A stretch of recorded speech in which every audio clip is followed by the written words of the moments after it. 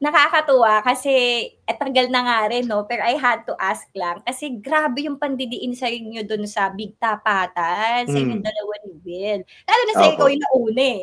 Ikaw yung opo. unang ang daming tanong na parang, um, naawa kay ano, pa-fall, ang daming Opo, opo. allegations 'no, Opo, na opo. parang kinadugo si Will, eh, dati Kasi ni-nominate malakas. mo, Opo, opo, ta's opo. may nagsabi pa na ang kapal ng mukha mo. Ano, Opo. napag-usapan niyo na ba yan outside? Or how did you feel Ah, about it?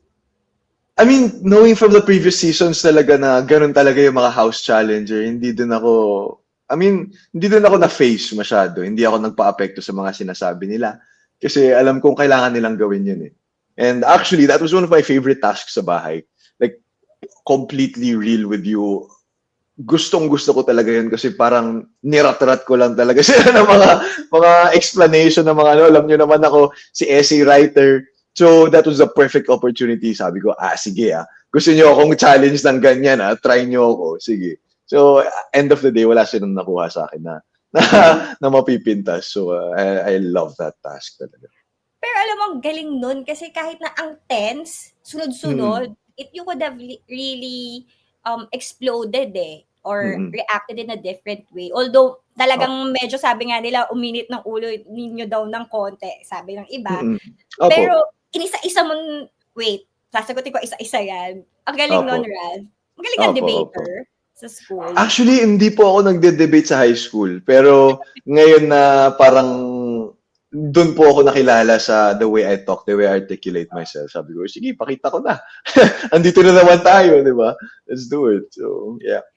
And then outside, did they say anything about it? Napagtatawanan niyo ba or napagkuwentuhan niyo ba? May nag-sorry ba kung anong mga nasabi sa loob? Actually, before they left, nagbigay po sila ng mga post-it notes sa amin na to be able to, give us one final message bago sila umalis ulit kasi yun nga po, papunta na po kami sa stage na pipili na po ng Big Four. So a lot of them actually were really apologizing for what they were saying, for the things that, most likely could have hurt us, lalo na nung sa Big Tapatan. Kasi at the end of the day, yun nga po, pamilya lang po kami na ayaw po namin ma-burn yung mga bridges na yun just because of one single task, di ba?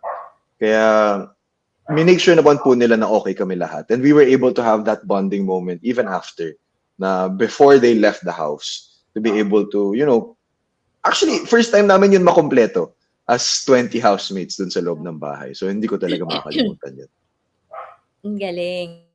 So ano 'no, and ang ganda nga ng the way you ended it, eh, na, "Uy Mm, ano pa rin namin kayo, mm, parang I love you ba kayo dun or parang may sinabi kayo, eh, to say mm. na you don't you're not taking it against them na Opo. talagang dinikdik kayo." Kasi yung iba naiyak pa sa kanila, si AC ata yung Opo. naiyak. Opo. Mm, mm.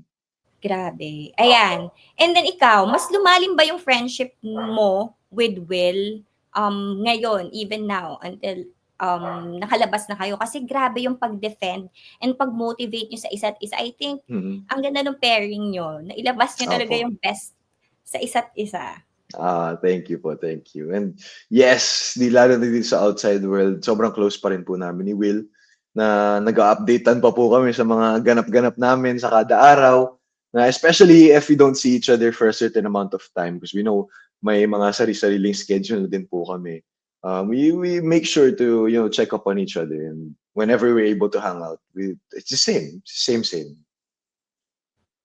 And kasi lalo na nung sinabi mo na, nakita mo yung improvement niya from before. I mean, those words, those kind words, Mm. 'no, must have inspired him na yung fire in him lumabas din talaga na ano yung Opo. pagiging achiever mo na-rub off ata sa inyo sa isa't isa, Mm, eh. mm. Dahil Opo. kaya tuloy-tuloy hanggang ilan mga tasks ang gagaling ninyo. Mm, mm. Except sa Ayan. 1 million vote challenge. Nalaglag po kami dun. Na-frustrate kayo ba na Parang hindi niyo bumigay na lang po talaga yung katawan namin that time na dulon-dulo na po yun, sabi namin. We tried. Wala lang po kami talagang nabuga na dun. So, ayun.